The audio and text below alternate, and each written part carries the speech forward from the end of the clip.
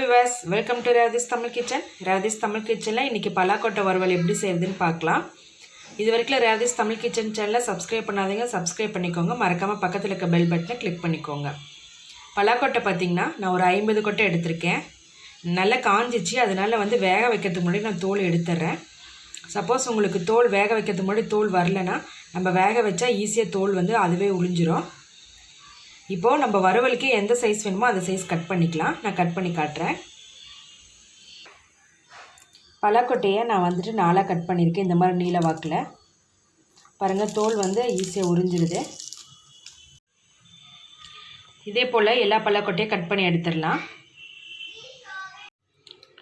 பலாக்கொட்டையெல்லாம் cut பண்ணி தோல் எடுத்துட்டேன். காஞ்சதுனால தோல் ஈஸியா வந்துருச்சு. இப்போ இதில் ஒரு கப் தண்ணி சேர்த்துக்கோங்க. தண்ணி சேர்த்து வேக வச்சிருங்க. க்ளோஸ் பண்ணி வேக வச்சிருங்க. பாதி வெந்ததுக்கு அப்புறம் லைட்டா உப்பு சேர்த்துக்கோங்க.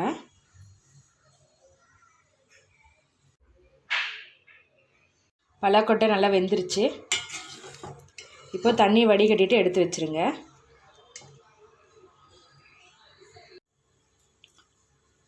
பலாக்கொட்டை வேக வச்சு எடுத்த பிறகு வறுவல் பண்ணிக்கலாம். வாணல்ல எண்ணெய் காய வச்சுக்கோங்க. எண்ணெய் சூடாறணும். 1 ஸ்பூன் ஜீரகம், கடுகு,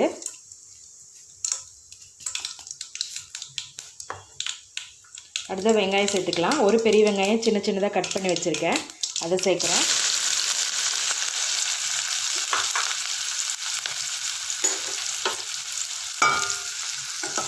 வெங்காயம் நல்லா வதங்கட்டும்.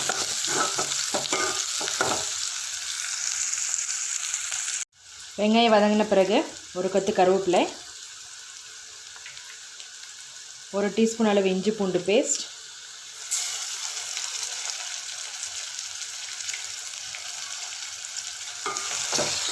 சேர்த்து மிக்ஸ் பண்ணி விடுங்க. இஞ்சி பூண்டு பேஸ்ட்டோட பச்சை வாசனை போகட்டும்.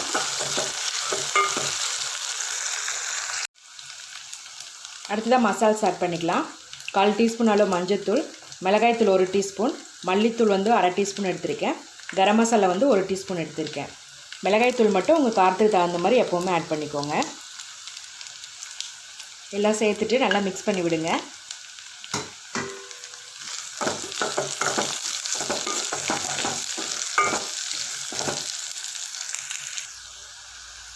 மசாலாவோட பச்சை வாசனை போன பிறகு நம்ம வேக வச்சு வச்சுருக்க பலாக்கொட்டை சேர்த்துக்கலாம். தண்ணியெல்லாம் ட்ரை பண்ணிவிடுங்க. பலாக்கொட்டை சேர்த்துட்டு ஆல்ரெடி பலாக்கொட்டை வேக வைக்கும்போது உப்பு சேர்த்துருக்கோம். இப்போ மசாலா வெங்காயம் மசாலாலாம் ஆட் பண்ணியிருக்கனால அதுக்கு தகுந்த மாதிரி மட்டும் உப்பு சேர்த்துக்கோங்க. நல்லா மிக்ஸ் பண்ணி விடுங்க.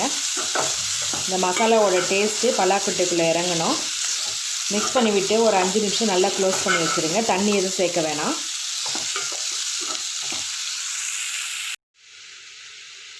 மசாலாவோட பச்சை வாசனைலாம் போயாச்சு. 5 நிமிஷம் ஆகிடுச்சு.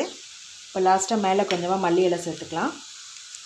நான்வெஜ் சாப்பிடாதவங்களுக்கு இந்த மாதிரி செஞ்சு சாப்பிடுங்க. டேஸ்ட் நான்வெஜ் மாதிரியே இருக்கும்.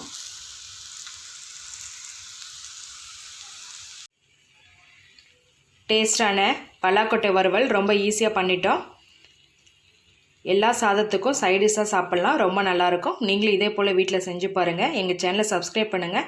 மறக்காமல் பக்கத்தில் இருக்க பெல் பட்டனை கிளிக் பண்ணிக்கோங்க.